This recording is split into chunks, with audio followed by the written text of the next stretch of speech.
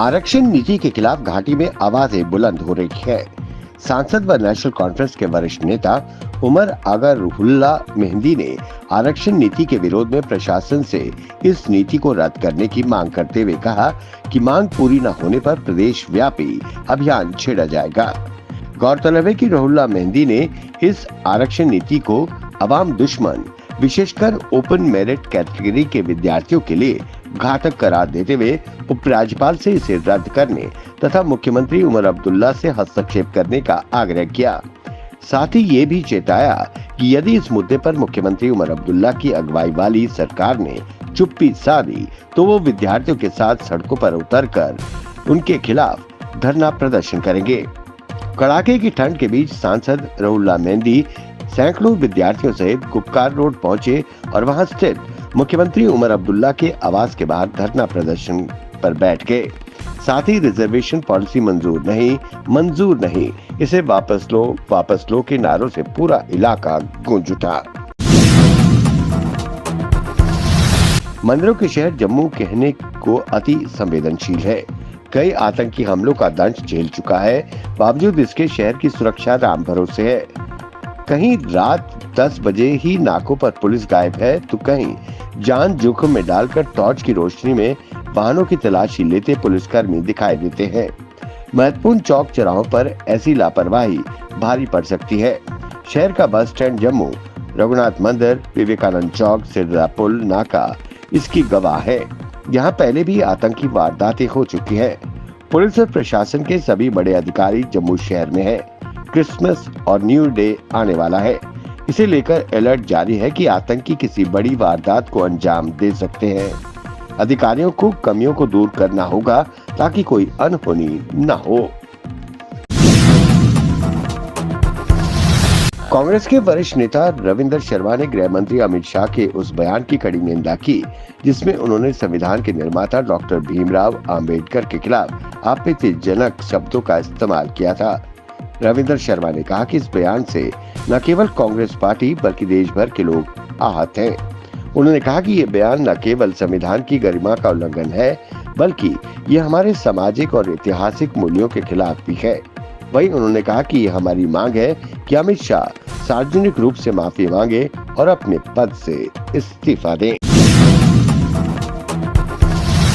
केंद्रीय राज्य मंत्री BL वर्मा ने बांग्लादेश में स्थिति पर चिंता व्यक्त की और कहा कि सरकार इस पर नजर रखे हुए है।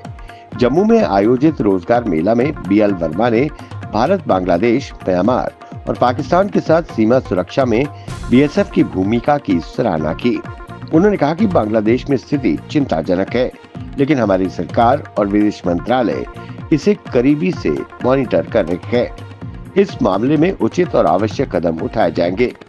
वर्मा ने बांग्लादेश की स्थिति, कांग्रेस द्वारा EVM धोखाधड़ी के आरोपों और जाति जनगणना मुद्दे पर भी कई सवालों के जवाब दिए। स्वास्थ्य एवं चिकित्सा शिक्षा तथा समाज कल्याण मंत्री सकीना इट्टू ने कहा कि हमारी सरकार दिव्यांगों को दी जाने वाली पेंशन को 1000 रुपए से बढ़ाकर 3000 रुपए प्रति महीना करने का काम कर रही है। इस वृद्धि से परिवारों पर वित्तीय बोझ कम होगा और उन्हें वित्तीय सहायता मिलेगी। उन्होंने कहा कि दिव्यांगों को आवश्यक संसाधन और सहायता प्रदान करने के लिए सरकार प्रतिबद्ध है ताकि वो एक स्वतंत्र, गुणवत्तापूर्ण और सम्मानजनक जीवन जी सके। मशहूर फिल्म निर्माता और निर्देशक श्याम बेनेगल का 23 दिसंबर शाम 6:30 बजे निधन हो गया। वो 90 वर्ष के थे। वो 2 दिन पहले अपने घर में गिर गए थे, जिसके बाद उन्हें अस्पताल में भर्ती कराया गया। वो कथित तौर पर किडनी की समस्याओं से जूझ रहे थे। 2 दिन से वो कोमा में थे और बीते सोमवार उन्होंने अंतिम सांस ली। श्याम बेनेगल को अंकुर, मंडी, मंथन आदि फिल्मों के लिए जाना जाता है।